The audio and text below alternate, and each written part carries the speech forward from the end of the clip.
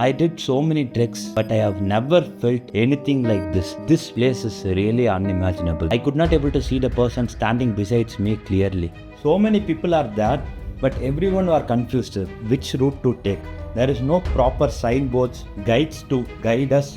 We are tackling the king of peaks in Karnataka, towering at 6,330 feet above sea level. There were no other vehicle accompanying us. It was fully covered in mist. Because of this lack of restrictions, when we are returning, we face some unexpected situation. I will let you know in the end of the video what exactly happened to us. Welcome back to Travelers Delight.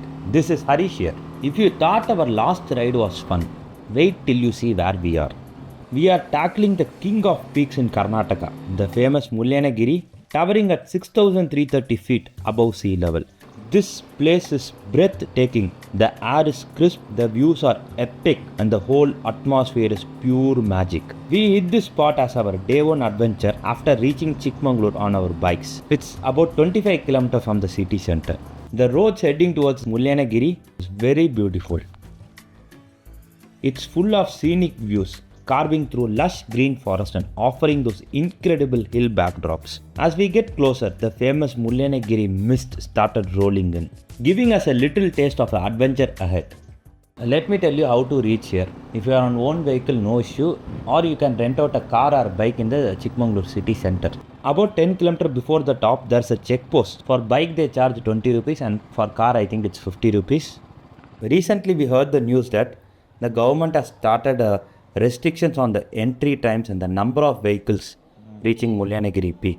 These were supposed to be ineffective from July 15th, but honestly when we visited, the business was as usual. We paid the entry fee and moved on. Why I am stressing this point is that because of this lack of restrictions, when we are returning, we face some unexpected situation. I will let you know in the end of the video what exactly happened to us, so watch the video fully.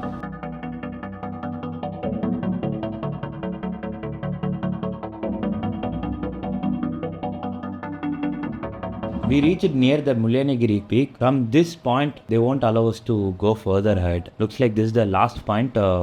We can park our vehicle here. But I remember 4 years before when we came to the same Mullayanagiri peak, we used to take our car till the end. Looks like now, as per the recent government restrictions, everything, they have changed certain things. So only through Jeep or through Tech you can reach the top. So all your own vehicles or rented vehicles should be parked at this particular point. There are two main reasons for this recent restrictions. I think one is that the roads reaching to the top is very narrow and fully covered with mist. Because of this, only the experienced local driver who knows the route in and out will be able to access these routes easily. And the other one is, as per the recent geological survey, the soil near the peak is fragile.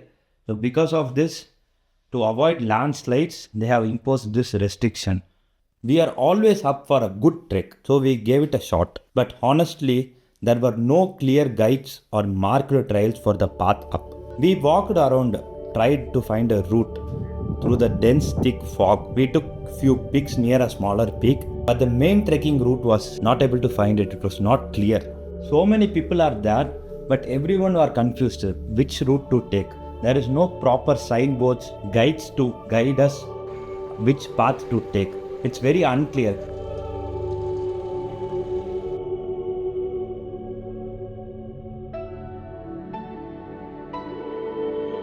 The time was already 5 p.m. We knew we could not able to reach the top on time, so we thought of taking the Jeep itself. The fare for the Jeep ride is 300 per Jeep. It's like either one person can pay the 300 and travel in the Jeep, or maximum 11% can travel together in the Jeep and pay only 300. This 300 is only for one way, and while returning you need to come in a different Jeep and pay for that Jeep again 300. I would recommend everyone who is planning for Mullayanagiri Peak, start early around 4 p.m. so that you can reach and return come back around 6 p.m. before the sunset.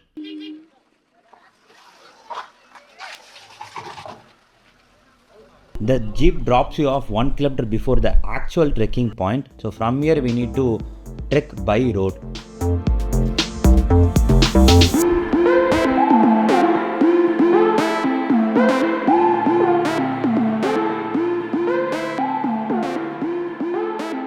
The climate here changes drastically.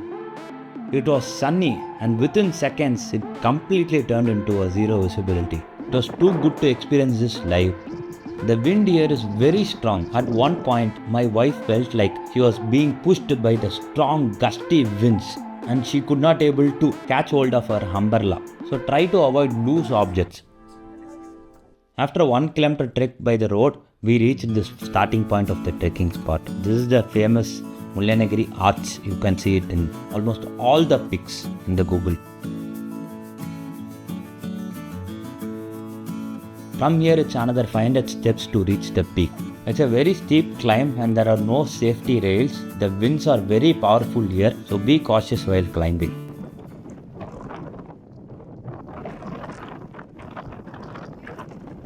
I would recommend everyone not to bring their young kids here. You can bring them till the arch starting point. From here to the top summit, it's very risky.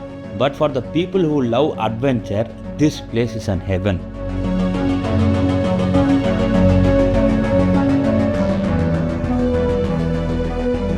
In spite of fully getting drenched in the mist, we enjoyed a lot. Literally the feel was amazing. I did so many treks across South India and almost all the places, but I have never felt anything like this. This place is really unimaginable. It was so good. You need to experience this once in a lifetime.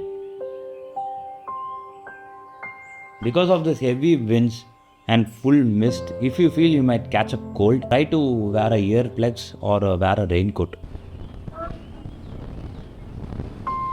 After 10 minutes of intense climbing through the thick foggy weather, tackling the winds, we finally reached the top. Wherever you see, the entire place is fully covered with mist. I remember actually 4 years before I came to the same exact spot, and from here when I looked down, I could able to see the entire car parking spot, everything. It was a clear and sunny weather. But now it was a totally different feel, covered in full mist. I could not able to see the person standing beside me clearly. If you want this type of adventurous experience, then you plan your Chikmagalur trip during the monsoon or during the winter season. The ideal time to visit Chikmagalur is from July till Feb.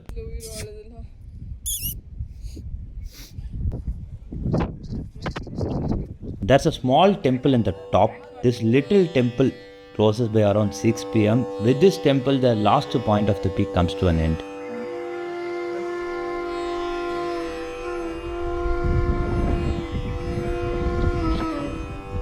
I was amazed to see the cows' trekking skills. It was really good to watch.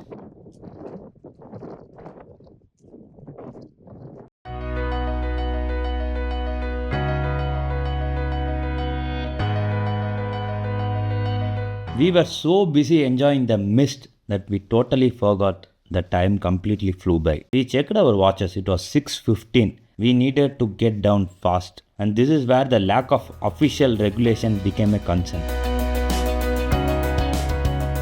No one told us what time to leave. No officials were there. No one was checking whether people were there in the last point. It felt like we were the last one standing. When we reached the trek entrance, everything was closed. The shops were shuttered. No one was around. We somehow managed to reach the jeep pickup point. But here's a shocking scene. No jeeps, no people to pick us up, and the visibility was absolute zero. We couldn't able to see the road in front of us. We decided to walk the 4 km down to the parking in the pitch black fog. But luckily, after a kilometer, a jeep arrived. Along with us, there are 8 other boys, so we thought of taking them along with us. So finally, for 11 person, we paid 300 rupees for the jeep. Let me play a raw audio what we experienced during the descent.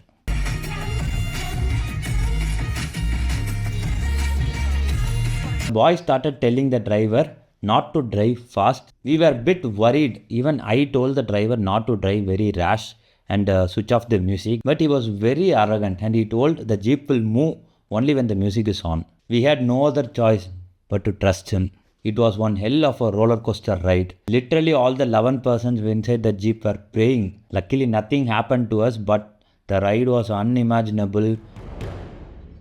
After reaching the parking spot, literally there was no one. It was only our bikes and one more car. There was no security, no forest guard, nothing. So we quickly geared up and we started descending down.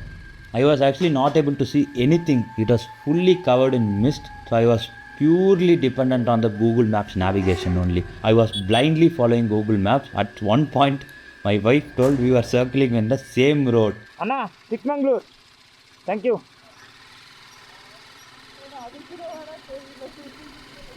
There were no other vehicle accompanying us. It was fully covered in mist. For about 10 kilometers, this mist was there. It was a bit scary. We drove very slow, less than 20 kilometers per hour speed. I think the government should take necessary actions. They should have an entry and exit, how many people are coming to the Mullayanagiri Peak, how many have exited. Those details they should have collected, and they should have proper standard timings.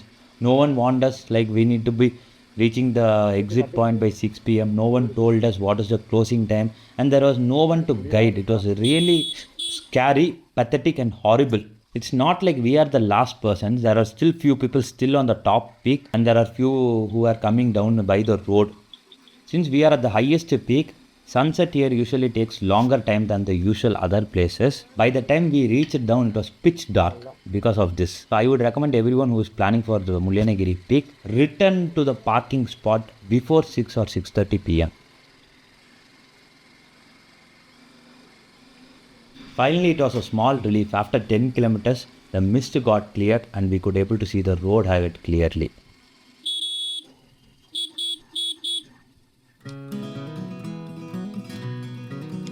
We reached a small village and we had a hot Maggi, boost, Horlicks, everything, whatever we could get hot to beat the shivering cold. Post this, we headed back to our room. With this, day one winds up. I will be uploading a series of videos with pros and cons of every single places we visited. I'll be giving you all the details on ticket fares, timings, and everything you need to know to plan your own trip. So if you found this useful, make sure you hit that subscribe button and turn on the notification as well, so you don't want to miss out my future adventures. If you're planning for a Chikmagalur trip and if you need any suggestions in your itinerary, just DM me. Stay tuned, we'll see you in the next video.